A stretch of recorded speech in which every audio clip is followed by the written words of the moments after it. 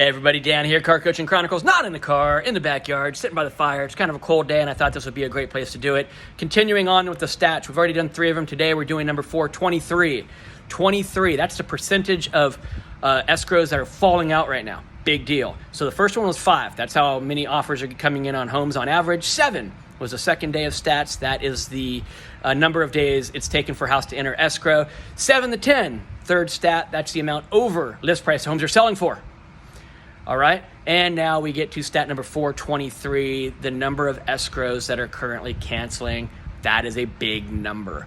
So what I want to talk about with you today is, what do you do armed with that information? If you know that 23% of the escrows are going to cancel, and you've got, get my knees up here, and you've got some buyers that you're working with, or you've got a listing that you're taking into escrow. Check this out. You have a listing and you're putting it into escrow. There's a 23% chance. That's nearly 1 in 4, everybody. It's super, super duper close to 1 in 4 chance that escrow is going to cancel. Are you prepared to have that conversation with your seller, right? There's a 23% chance, nearly 1 in 4, that your buyer that goes into escrow is going to end up walking from that deal. Are you prepared to deal with the emotional roller coaster that comes with that? So that's what I want to talk about today, is what do you do with that number, 23? So first, I think you need to be aware of it, because just being aware of it makes it less of a surprise, makes it less of a sledgehammer if it happens to you. Let's talk about the buyers first, right? The buyers, you don't want to share this information with them necessarily. You don't want to give them permission to cancel the escrow, I don't think, or subliminally give them more permission than needed to cancel that escrow. But you do need to be aware that there's a 23% chance they're going to try. So you've got to be in front of all issues, appraisal, inspection, anything that's coming down the pipe, so that just doesn't sledgehammer them when they find out about it. They get scared, think maybe they overpaid, this market is crazy, that I bid too much, now I don't know what's going on, I wasn't expecting this, and they walk. All right, and then you're back to square zero. So I think you got to do a good job of staying with them, explaining things to them along the way, making them understand appraisals are only appraisals, they are not valuations. The market, what a home is worth, is different than what it appraises for at past comps. And you need to be explaining this to them and educating them along the way, so they're more prepared when that happens. The home inspections. See, sellers are being really stubborn right now because they know they hold all the cards. The home inspections, the buyers need to understand that these home inspections are not a honey-do list. They're not a fix-it list. They are a list of things that are potentially wrong with the property. Not that they all need to be fixed, just to make you aware of it. And maybe do a better job of educating your buyers that, hey, we're looking for significant defects in the house.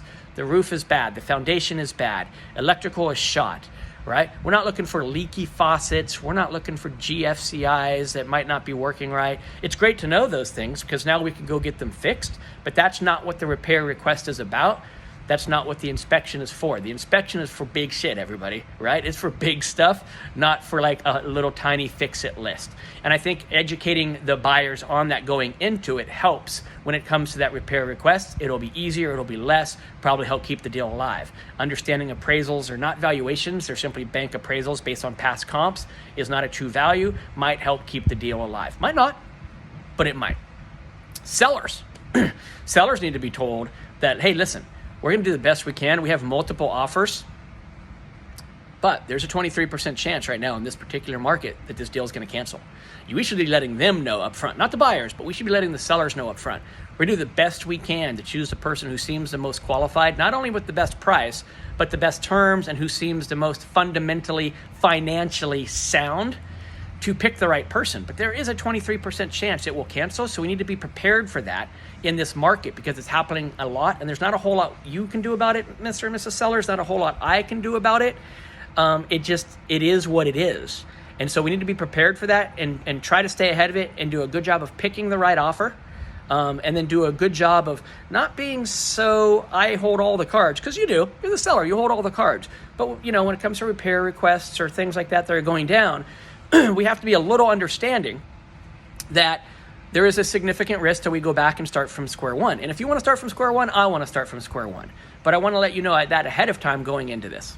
So 2 ideas for you guys and gals. Hopefully that helps. Good stat to know though, isn't it?